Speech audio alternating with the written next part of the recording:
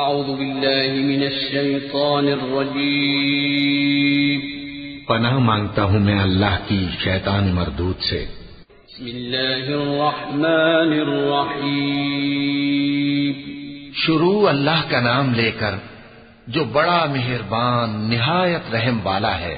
عبس وتولى أن جاءه الأعمى وما يدريك لعله يزكى أو يذكر فتنفعه الذكرى أما من استغنى فأنت له تصدى وما عليك ألا يزكى وأما من جاءك يسعى وهو يخشى فأنت عنه تلهى كلا إنها تذكرة فمن شاء ذكره في صحف مكرمة مرفوعة مطهرة بأيدي سفرة كرام بررة۔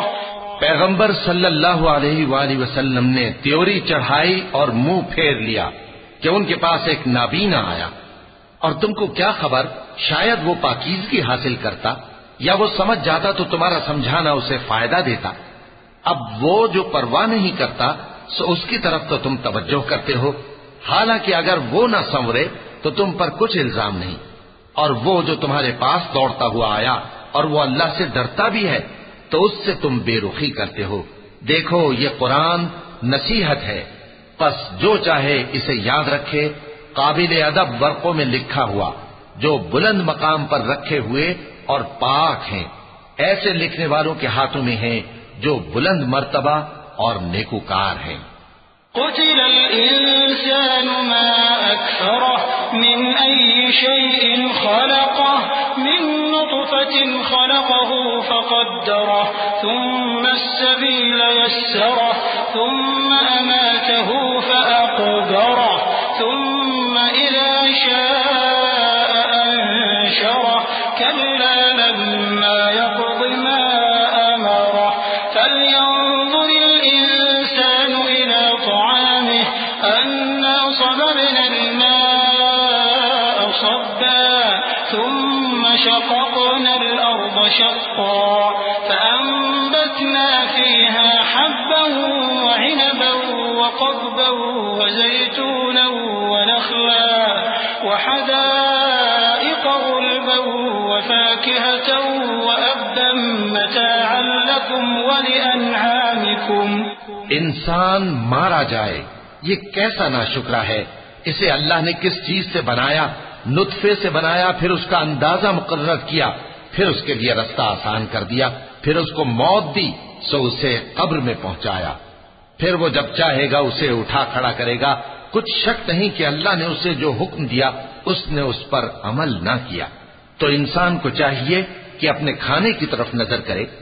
بے شک ہم ہی نے پانی برسایا، پھر ہم ہی نے زمین کو اچھی طرح پھاڑا، پھر ہم ہی نے اس میں اناج اگایا اور انگور اور ترکاری اور زیتون اور کھجوریں اور گھنے گھنے باغ اور میوے اور چارہ، یہ سب کچھ تمہارے اور تمہارے مویشیوں کے لیے بنایا۔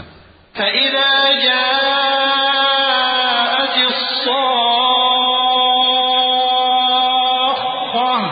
يوم يفر المرء من أخيه وأمه وأبيه وصاحبته وبنيه لكل امرئ منهم يومئذ شأن يغنيه وجوه يومئذ مسفرة ضاحكة مستبشرة ووجوه يومئذ عليها غبرة ترهقها قترة أولئك هم الكفرة الفجرة۔ تو جب کانوں کو پھاڑنے والی آواز آئے گی اس دن آدمی اپنے بھائی سے دور بھاگے گا اور اپنی ماں اور اپنے باپ سے اور اپنی بیوی اور اپنے بیٹوں سے بھی۔ ہر شخص اس روز ایک فکر میں ہوگا جو اسے سب سے بے نیاز کر دے گی۔ اور کتنے چہرے اس روز چمک رہے ہوں گے، خنداں و شاداں، یہ نیکوکار ہیں۔ اور اس روز کتنے چہرے ایسے ہوں گے جن پر گرد پڑ رہی ہوگی اور ان پر سیاہی چڑھ رہی ہوگی، یہی لوگ ہوں گے انکار کرنے والے بد کردار۔ صدق اللہ العظیم۔